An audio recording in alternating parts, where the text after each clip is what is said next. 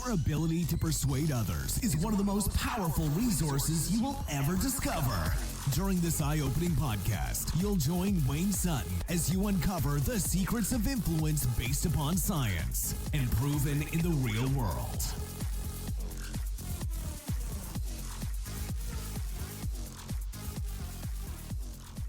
Hey friends, welcome back to the show. Let me ask you something right out of the gate.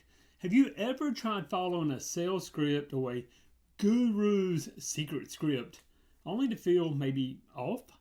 Like you were placing a mask on yourself that just didn't fit. If that's you, today's episode is going to feel like a permission slip. A permission slip for you to be more you and still succeed in sales. So I remember back in my early sales journey, I bought into the idea I had to be like someone else to win. So I literally listened to all of his trainings, his tonality, and just tried to follow it to a T. Now, did I have success? Great success. Did part of it feel like it wasn't me? Yeah. But I studied. I studied the scripts, the tonality, the pauses, the hand gestures. And guess what?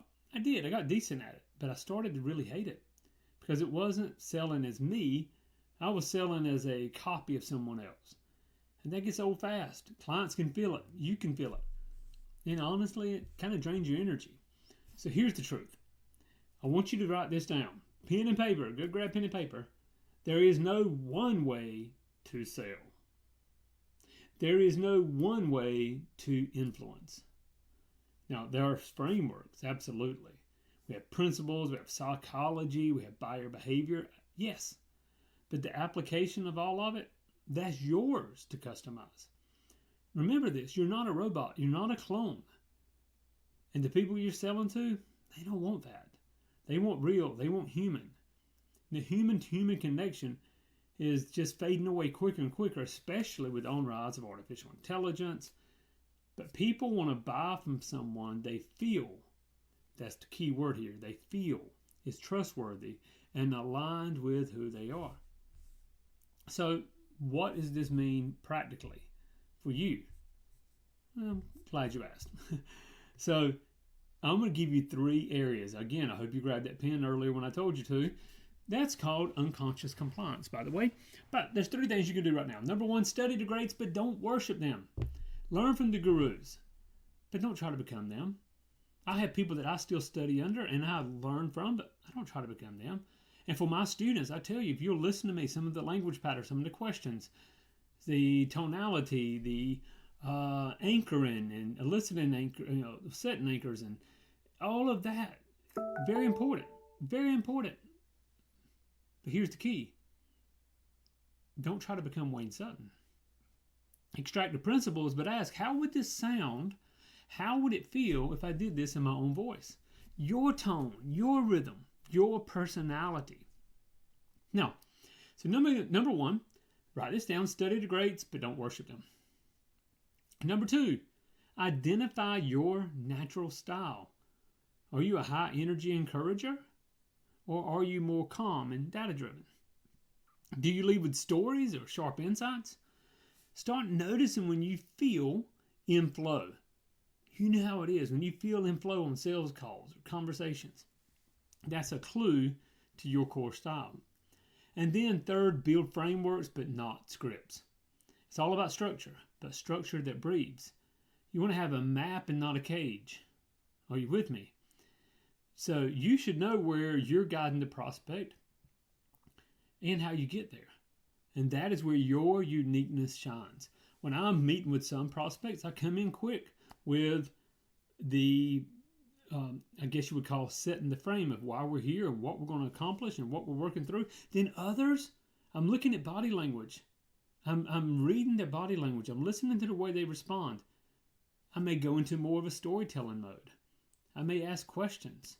I may build a deeper level of rapport up front and then multiple layers throughout. It depends on the person. Remember, your unique personality is coming into connection with someone else's unique personality. Okay? So how you get there, how do you build that rapport? How do you build trust? How do you elicit the emotions that they need in order to make a decision?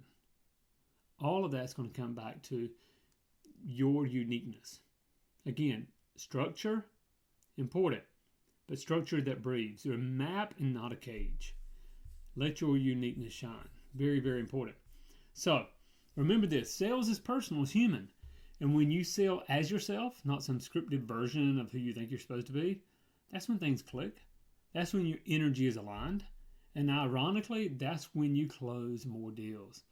So yes, you need to study. In fact, reach out to me here at yourpersuasioncoach.com. I'll be happy to take you through our training program and to help you increase your sales. But one thing I'm going to help you do is recognize your style and how to adapt to the styles of different consumers, different prospects. Are you with me? So study, learn, evolve, but never trade authenticity for approval. The very best sales style in the world is the one that's true to you. So, now if this is hit home, share it with someone who needs it. And if you're still trying to figure out your style, again, DM me on Instagram at yourpersuasioncoach or go to yourpersuasioncoach.com. Reach out to me and let's have a conversation. Wherever you're listening to this podcast at, leave us a comment and share this. Share this with someone who needs to hear it. I love helping people ditch the robotic scripts and unlock their real voice. So, until next time, I want you to sell smart, sell true, stay persuasive. Influence yourself. Influence others and impact the world.